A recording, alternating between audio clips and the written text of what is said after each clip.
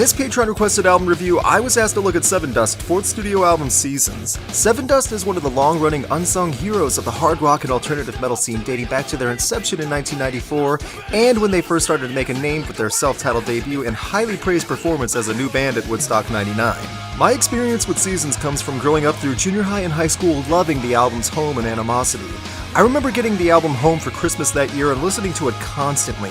A couple years later, when Animosity came out, it was much the same experience. When Seasons came out, though, I do remember not listening to it nearly as much.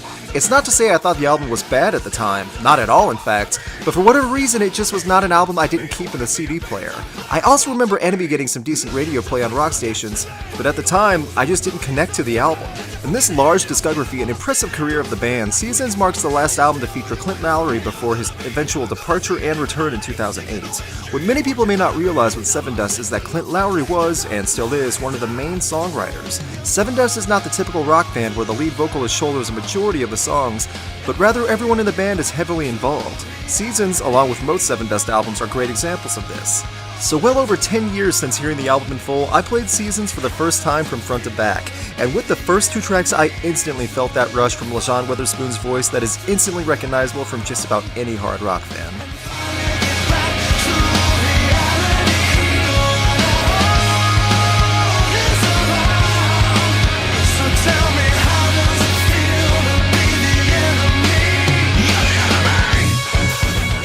Enemy is that standard early 2000s hard rock radio song that got a good amount of radio play and was even featured as an official WWE pay-per-view song that year.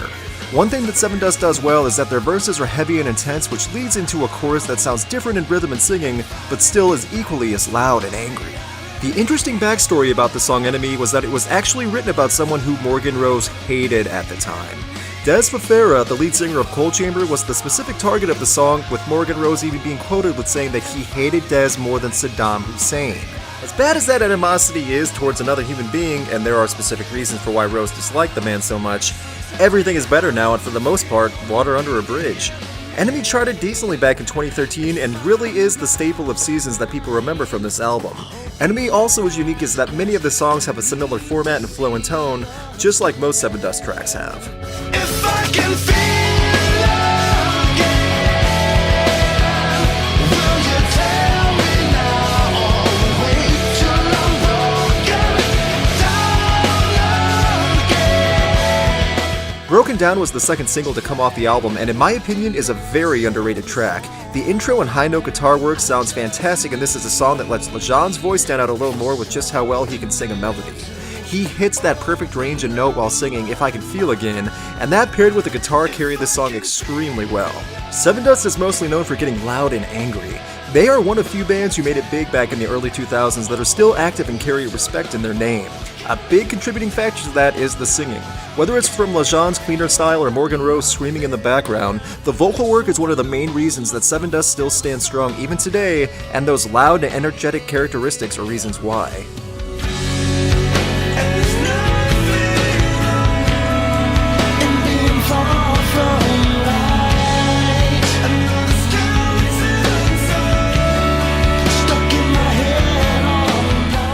Skeleton Song is one of the few times in a Sevendust album where things are taken down a level in intensity.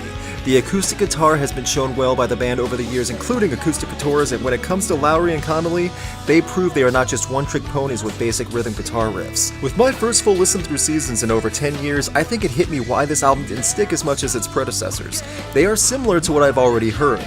I loved Home and Animosity, and Seasons shares many qualities of those albums, especially Animosity.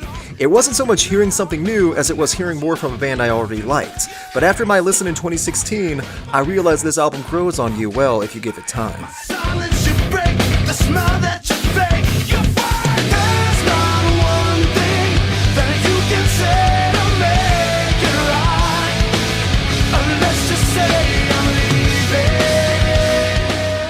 When I make these requested album reviews, there are times I discover something new where I really enjoy.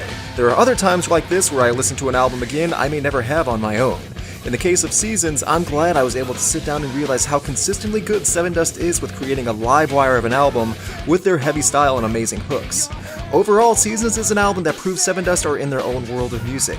They are a team that write, perform, and work so well that it's hard for them to do wrong. Even if I feel Seasons isn't Sevendust's most iconic work, it's hard to deny the talent and quality still involved. Hey everyone, thank you for watching. This video was a patron request from a supporter on Patreon. You too can get rewards like this by supporting Rocked on Patreon. Click the annotation, YouTube card, or description link for more info. Please like and subscribe if you can, it really helps me get noticed in YouTube's pages, and you can keep up to date with my videos, photography, and more by following me on Facebook, Twitter, and Instagram at Rocked Reviews.